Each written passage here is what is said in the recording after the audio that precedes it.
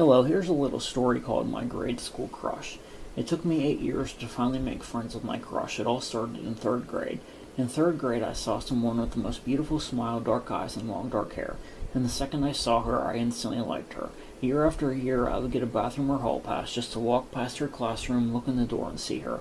It was not until 11th grade I got the confidence to approach her, and when I finally did, we were instant friends. Unfortunately, I had autism and she was a normal person. I was also being bullied, and I did not want them going after her, so the friendship remained a secret to everyone at school. On the weekends, she'd come over and hang out with me. Since I didn't drive, she'd drive us to the hiking trail listening to 70s music. I introduced her to it, and she got hooked on it, and she forgot about the modern music she listened to. And for the whole 45-mile trip, we'd listen to 70s music.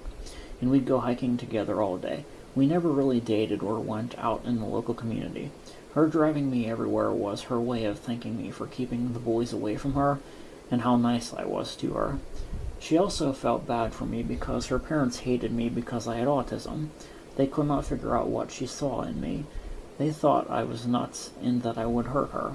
She felt really bad for me and told me to ignore them.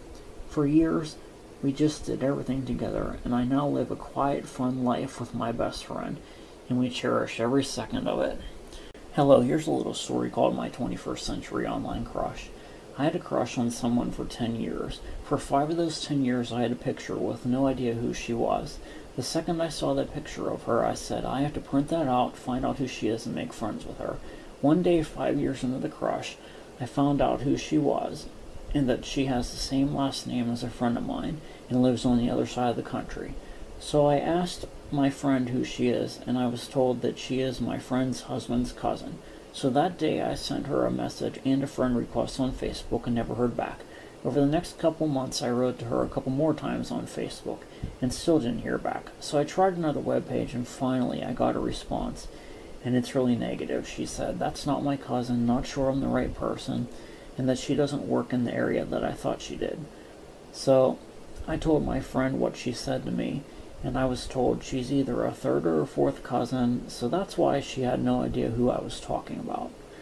So about a month later, I sent her another message that said, you're the right person, and pushed the issue of being her cousin. And this time, I had my friend request deleted, and she blocked me on the webpage that she responded to me on. Then I tried to follow her on another webpage, got blocked on there and on Facebook this time. A couple years went by, I got hacked on Facebook and ended up unblocked from her. I didn't realize what had happened at the time and I thought she unblocked me. Turns out resetting my page unblocked me.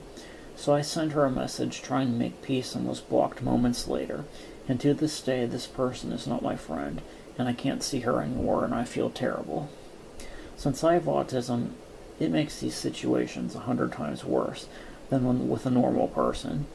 And I take all the frustration out of myself. We just don't get over things like this. They stick with us forever, and they never heal over time.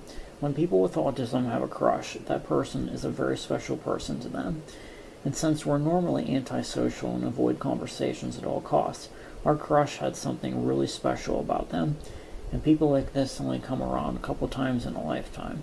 And to us, no one can replace them because we really can't meet new people, as we're always at home and never go out into the community. Hello, here's a little story called My Foreign Crush. For years I had a crush on someone online that lived in another country, and eventually one day I got the nerve and asked to be her friend, and we were instant friends. Unfortunately, it took years before we could finally meet. And when we met, we were instantly in love. But when she had to go home a week later, it was devastating and a heartbreak. I cried for 2 days. Later, she visited me again, and we were so happy together and said, this has to be permanent. Unfortunately, she had to go home again, and it was devastating, and this time I cried for a month. And since my country was better than hers, she wanted to move here to live with me. She applied to become a U.S. citizen, and they would not grant it to her because of her nationality. We cried online every night, mainly because she did everything right, yet they're letting illegals come here, and they are granting them citizenship and cutting them breaks. Meanwhile, my best friend does everything right, and they won't let her come here to live her whole life with me, while most illegals are breaking laws left and right. Yet it's like they're punishing my friend who will do nothing wrong. Well, it took 10 years from the first time I saw her, and she is now living with me. We do YouTube together as our jobs. I love making videos with my best friend, and all of our fans love us too. Well, thanks for watching. Please subscribe. Remember, always be creative.